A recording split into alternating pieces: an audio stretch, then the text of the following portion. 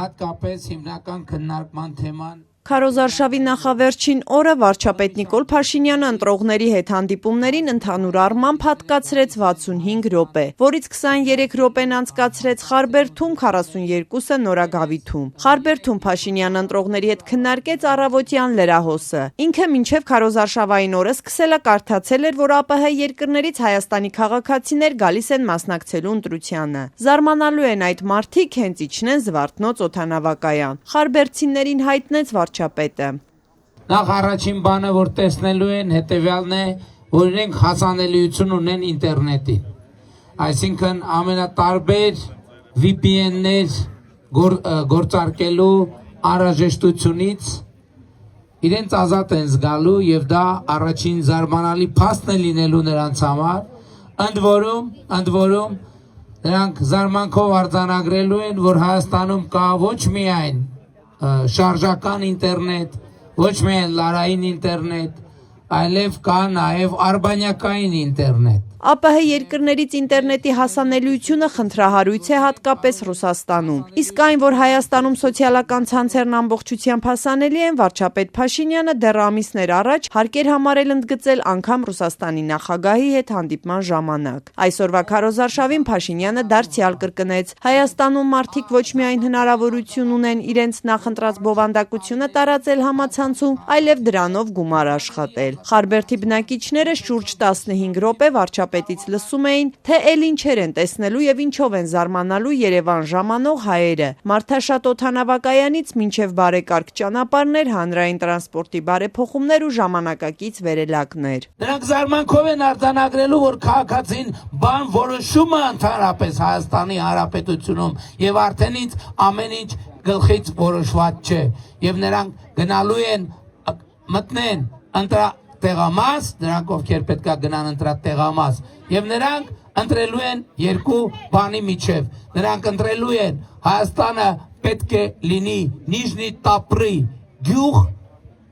թե Հայաստանը պետք է լինի Հայաստանի Հանրապետություն։ Հանդիպումն ավարտվեց, բայց Նիկոլ Փաշինյանն այդպես էլ չկտրվեց Հայաստան ժամանողներին զարմացնելու թեմայից։ Իսկ Խարբերդում մարդկանց հետաքրքրում էր, երբ են լուծվելու հենց իրենց խնդիրները։ Ոչինչ չկա, ոչ դպրոց կա, մանկապարտեզ նոր են կառուցում 100 տարվա որոշված է։ Ոչ մանկապարտեզ կա, նոր հələ դեռ երբ կլինի չենք իմանում։ Գազ չունենք, տրանսպորտը նորմալ չի աշխատում։ Ես թույլ չտվեցի խոսանք, տեղյակ պահեի Փաշինյանին, մի հատ գնալուց կխնդրեի բանի վրայով անցնելուց կամուրջի վրայով։ Շոֆերները գիտես ինչ են անում ժողովրդի, խաչականքում են երեսները կամուրջի վրայով անցնում են, որ ավտոբուսը շուտ չգա կանալ։ Այս կինը, ով քաղաքացիական պայմանագիր կուսակցության աջակից է, այդպես էլ հնարավորություն չունեցավ վարչապետին ներկայացնելու իրենց բնակավայրի հոգսերը, անգամ հավաքի ավարտից հետո։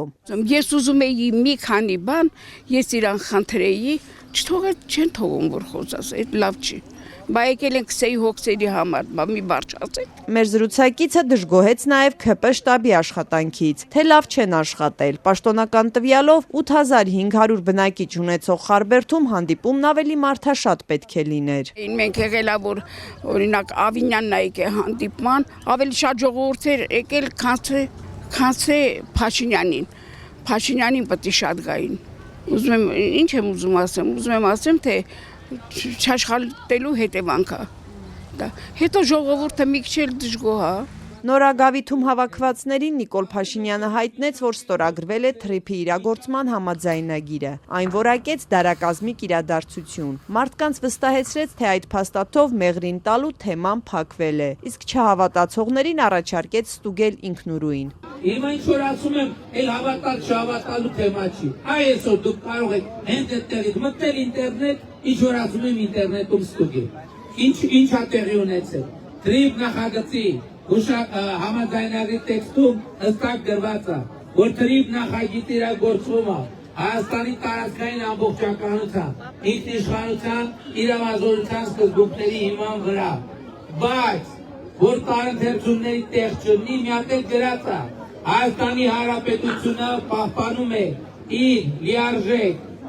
իրավազորությունը մաքսային եւ սահմանային անցման ընթացակարգերի վրա։ Ստորագրված հայ-ամերիկյան փաստաթղթով Հայաստանը համաձայնել է, որ Թրիփի սահմանային անցակետերում հաճախորդների հետ անմիջական շփում պահանջող ծառայությունները մատուցեն մասնավոր օպերատորները։ Հայ սահմանային եւ մաքսային ծառայության աշխատակիցներին չհանդիպելու պահանջ տարիներ շարունակ ներկայացնում էր Բաքուն։ Նիկոլ Փաշինյանն այսօր ընտրողներին ասաց. ինչպես ջախջախվել է միջանցք տալու ընդդիմադիրների պնդումները, այնպես էլ Թուրքիայի եւ Ադրբեջանի պահանջով բանակը քանդելու թեզը։